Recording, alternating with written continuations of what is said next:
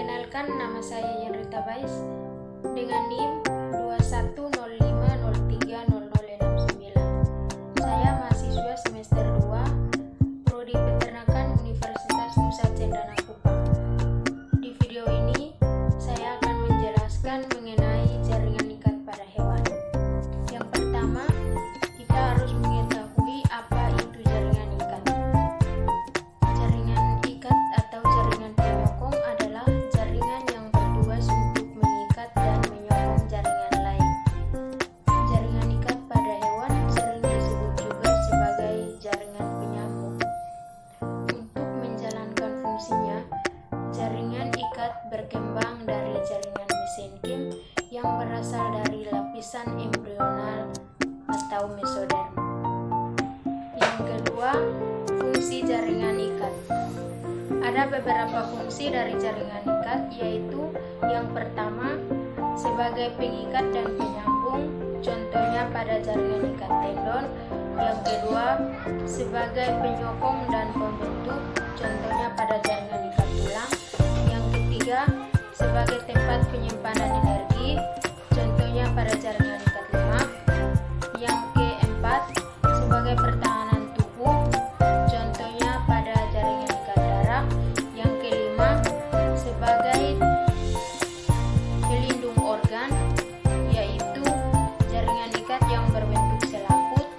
Yang terakhir, sebagai transport cairan, yaitu jaringan ikat darah dan limfa. Yang ketiga, jenis-jenis jaringan ikat.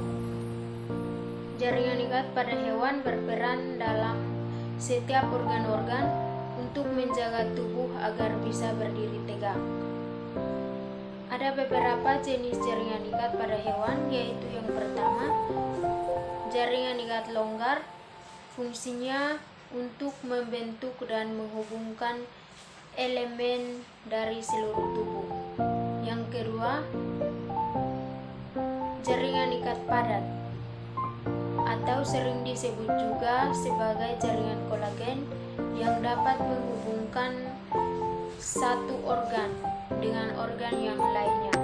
Yang ketiga, jaringan ikat penyokong, fungsinya untuk menyokong tubuh. Dan yang terakhir, jaringan ikat cair, yaitu jaringan yang sel penyusunnya berupa larutan yang terdiri dari jaringan darah dan jaringan limfa.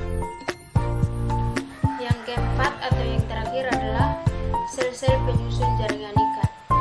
Sel-sel penyusun jaringan ikat terdiri dari beberapa bagian, yaitu yang pertama, fibroblas. Fungsinya untuk mensekresikan protein, khususnya fibroblas yang berbentuk serat. Yang kedua, makrofag, yaitu berperan pada reaksi imunologis tubuh dan sekresi enzim. Yang ketiga, sel lemak, yaitu sel yang terspesialisasi khusus untuk menyimpan lemak.